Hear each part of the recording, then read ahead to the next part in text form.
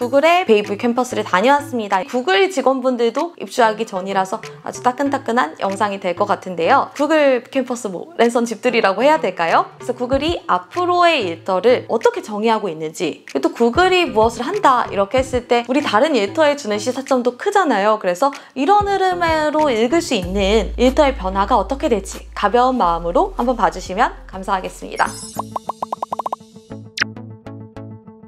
안녕하세요. 서울경제 실리콘밸리 특파원 정혜진입니다. 요새 실리콘밸리에 가장 많이 보이는 풍경 중에 하나가 공사 현장이에요. 아니 웬 공사하냐고 하실 수 있어요. 코딩하고 소프트웨어 개발하는 조용한 동네인데 사옥 공사가 한창입니다. 구글이 최근에 이제 마운틴뷰의 구글 캠퍼스 옆에 구글이 처음으로 직접 설계해서 건축까지 마무리한 베이뷰 캠퍼스를 이제 지난달에 오픈을 했고요. 기존 구글 캠퍼스 옆에 베이뷰 캠퍼스와 굉장히 유사한 사옥을 또 하나를 짓고 있어요. 슌다르 피차이 구글 CEO도 지난 4월에 올해 이제 미 전역에 사무실과 데이터 센터를 짓는데 95억 달러를 투자하겠다. 우리 돈으로 12조 원 정도 되는데 이만한 금액을 새로운 걸 짓는데 투자하겠다. 이렇게 밝혔습니다. 당분간 이런 현상은 계속될 것 같아 보여요. 그리고 엔비디아도 산타클라라에 2018년부터 착공한 7만 제곱미터에 가까운 그 보이저 캠퍼스를 지난 4월에 오픈을 했습니다. 그래서 팬데믹 이후에 원격 근무도 많아지고 사무실에 이렇게 돈을 투자할 필요가 있어 라고 하는데, 오히려 여기서 다시 생각해 볼 부분, 팬데믹 이후에 새로운 일터의 필요를 충족시킬 만한 그런 공간의 중요성은 더욱 커졌다. 그래서 이러한 형태의 공간을 설계하는 게 굉장히 중요하다. 이렇게 보는 게 더 정확할 것 같습니다. 구글의 베이뷰 캠퍼스는 이제 2개의 사무동과 1000여 명을 수용할 수 있는 이벤트 공간 11만 제곱미터 규모로 이제 만들어졌어요. 평으로 따지면 32,000평 정도 수준입니다. 그래서 이제 구글의 광고팀이 입주할 예정이고요. 기존 구글 캠퍼스와 스티븐 강이라는 조그만 강을 사이에 두고 있어서 차로 한 10분 정도나 가야 하더라고요. 오히려 여기서 가까운 거는 미 항공우주국 나사의 에임스 연구센터를 비롯한 이제 나사 건물들이 모여있는 곳이에요. 그래서 연방정부의 부지를 이제 99년간 임대를 했다. 이런 형태로 했는데, 나사 앞에 이제 새롭게 구글의 랜드마크가 생긴 거죠. 진입을 하면서 보다 보니까 그런 거 있잖아요. 공연을 볼 때도 관객이 이제 그 공연장에 입장하는 과정부터가 하나의 공연으로 설계를 한다 이런 느낌을 하는데, 마침 그 RT 존스 도로라고 나사 앞을 가로지르는 한 1km 남짓의 도로가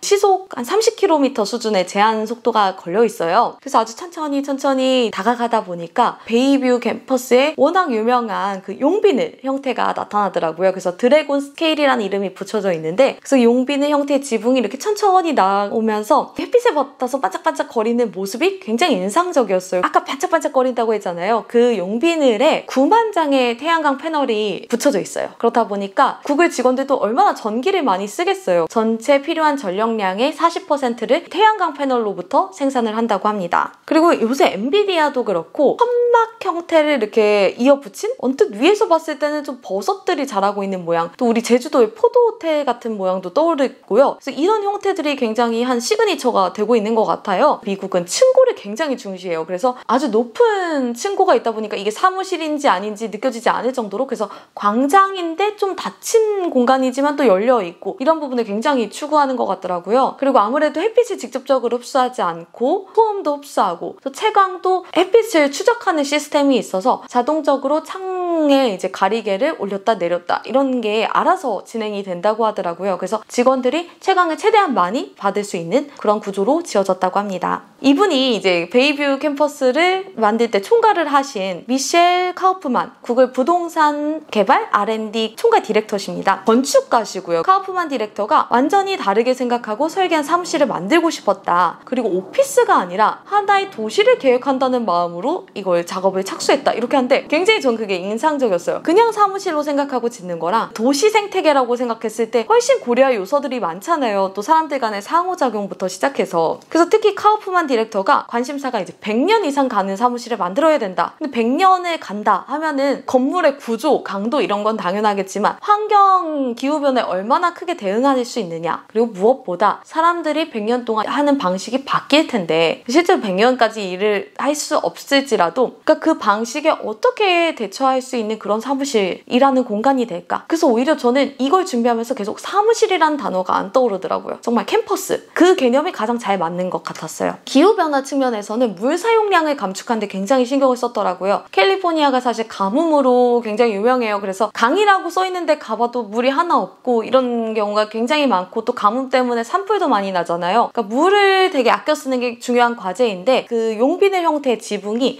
떨어지는 빗방울들을 모을 수 있는 구조예요. 그래서 그거를 모아서 재활용을 하는데, 특히 이제 냉방을 할 때 쓰는 물의 90%를 감축할 수 있도록 설계를 했다고 해요. 파이프를 어떻게 한다 이렇게 설명을 했는데, 구체적인 방법까지는 이제 한번 나중에 구글 홈페이지에서 찾아보시면 좋을 것 같고요. 동네가 굉장히 덥잖아요. 그래서 이 냉방을 하는데 물을 아끼는 게 굉장히 중요한, 여기에 또 탄소 감축을 50% 정도 할 수 있도록 친환경적인 요소를 도입했다고 합니다. 아무래도 선두기업으로서 요새 친환경적인 걸 생각하는 건 필수잖아요. 그런데 이제 구글이 과연 일하는 방식에서의 지속 가능성을 어떻게 가져갔을까? 사실 전 이게 제일 궁금했거든요. 일하는 방식이 바뀌어도 사람들이 찾게 만드는 공간, 그게 되려면 어떤 형태가 돼야 할까? 그래서 이것 때문에 전문가들은 물론 앞으로 일하는 세대들 있잖아요. 10대 그리고 10세 이하 이런 어린이들까지 불러서 창조적인 활동을 할 때 인지하는 방식, 그리고 그런 인지에 대한 학습, 이런 것들을 많이 연구를 하고 조사를 했다고 해요. 그렇게 해서 얻은 키워드가 동료 간 연결과 업무의 유연성입니다. 그래서 구글 베이뷰 캠퍼스는 하나의 동네, 네이버후드를 이루면 참 좋겠다, 이렇게 설계를 했다고 해요. 그래서 이곳 자체가 사실 팬데믹 이전에 이미 다 설계가 됐는데, 팬데믹을 거치고 나서 유연성이라는 게 굉장히 중요해졌잖아요. 그래서 그 유연성에 관한 부분들을 더 많이 확대를 했다고 합니다. 그래서 본인들이 생각했을 때는 이거 짓고 나서 2030년이면 이런 사무실이 구현되겠구나 했는데, 이미 팬데믹으로 그 미래가 바로 와 있었던 거죠. 그래서 지금에 너무 잘 맞는 사무실 형태가 됐다, 이렇게 말을 하더라고요. 베이뷰 캠퍼스 자체가 아까 두 동으로 이루어졌다고 말씀드렸는데요. 아울렛 가면 지도 봤잖아요. 그런 것처럼 뭐 빨간색, 노란색, 초록색, 파란색 이런 형태로 존이 나눠져 있어요. 그리고 그 안에도 이제 길 1번 스트리트, 2번 스트리트 이렇게 해서 6번 스트리트까지 있고, 그 스트리트 사이를 가로지르는 게 골목, 엘리라고 해가지고, 이제 저희가 만약에 1과 2분의 1 엘리 여기에 있는 뭐를 찾아가자, 이렇게 샹그릴라 뭐 회의실을 찾아가자 그러면 그걸 보고 찾아가야 해요. 그래서 이게 약간 정말 일상에서 벗어난 느낌을 주더라고요. 일종의 테마파크 혹은 뭐 영어마을 영어를 쓰긴 하니까, 그래서 영어마을 같은 그런 느낌을 받았어요. 그래서 테마별로 스퀘어나 디스트릭트가 있었는데, 카우프만 디렉터가 1층을 최대한 바이브런트라고 표현을 하면서 활기 넘치는 시장 같은 분위기로 조성하기 위해서 애를 썼다고 해요. 그러니까 그 동료 간 연결을 말했잖아요. 그러니까 아무래도 팬데믹 이후에 사람과 단절되는 게 있는데, 오히려 그 연결성을 극대화해주려고 대신 뭐 부담 갖게 일부러 회식하고 이런 게 아니라 정말 자연스럽게 만나는 거, 세렌디피티, 그 뜻밖의 우연이라고 하는 그 부분을 굉장히 많이 집어넣었다고 하더라고요. 그래서 뭐 예를 들면 이런 거예요. 뭐 우리 다이너소어존에서 만나자 그러면은 정말 그 공룡 화석이 있어요. 구글이 항상 우리는 화석이 되지 말자는 의미로 기존 사옥에도 설치해 놓은 모형인데 이제 거기도 있더라고요. 그래서 거기에서 뭐 사람들이 만남을 하고 수다를 떤다든가, 또 그리고 워낙 구글이 좀 복지 혜택으로 유명하잖아요. 그래서 뭐 마사지실, 그리고 그 세탁실, 뭐 게임방 이런 거 너무 오히려 예상 가능하던 것들인데, 되게 독특했던 점은 회의실이 정말 많아요. 그래서 뭐 A부터 G까지 이렇게 배열을 해놓는데 한 100개가 넘을 정도의 회의실이 있었어요. 그래서 정말 1000명 모일 수 있는 이벤트 공간부터 수십 명이 모일 수 있는 스프린트 공간, 그리고 또 그거보다 소규모에서 정말 옵션을 다양하게 하고 그 회의실마다 컨셉을 다르게 한 게 굉장히 큰 특징으로 다가왔습니다. 여기 보니까 막 회의실도 이렇게 디렉토리 형태로 쭉 찾아볼 수 있게 돼 있고요. 어떻게 교류를 하고 어떻게 업무를 할 것인가, 이런 거에 대해서 신경을 쓴 게 정말 느껴졌어요. 또 그 회의실 공간 안에도 당연히 책상부터 벽까지 다 화이트보드로 하는 건 물론이고, 이렇게 스크린도 컨텐츠가 담긴 스크린, 그리고 화상으로 참석하는 상대를 볼 수 있는 스크린, 공동으로 협동할 수 있는 화이트보드형 스크린, 이렇게 뭐 3가지로 또 나뉘더라고요. 그래서 정말 공동 작업에 굉장히 신경을 쓰고 어떻게 교류할 것인지 신경을 많이 쓴 게 보였어요. 그래서 이제 본격적으로 일하는 공간은 2층에 있는데요. 여기는 어떨까요? 아직 대부분이 입주를 안 한 상태여서 굉장히 비어있는 상황이었어요. 근데 이제 저희가 물어보잖아요.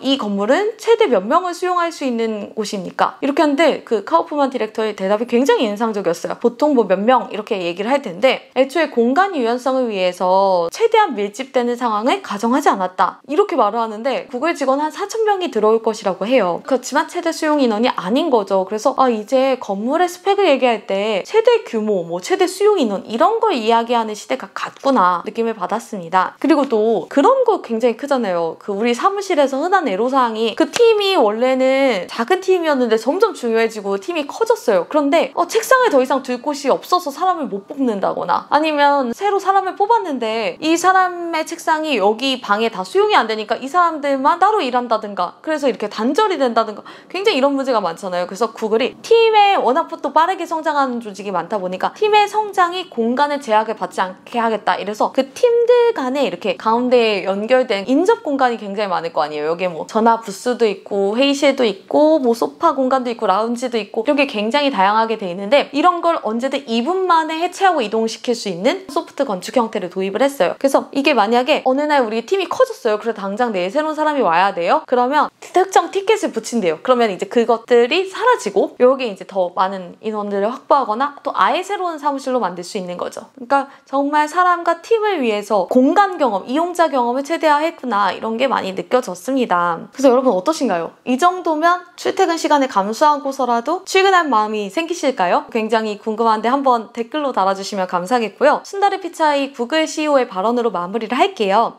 일하는 방식이 더 유연해지는 상황에서 사무실에 투자하는 것이 이상해 보이겠지만 이것이 더 나은 제품을 만들고 직원들의 삶의 질을 높이는 방법이다. 다음에 또 찾아오겠습니다. 감사합니다. 구독과 좋아요도 환영입니다. 알림 설정까지 해두시면 매주 업데이트되는 영상을 빠르게 확인하실 수 있습니다.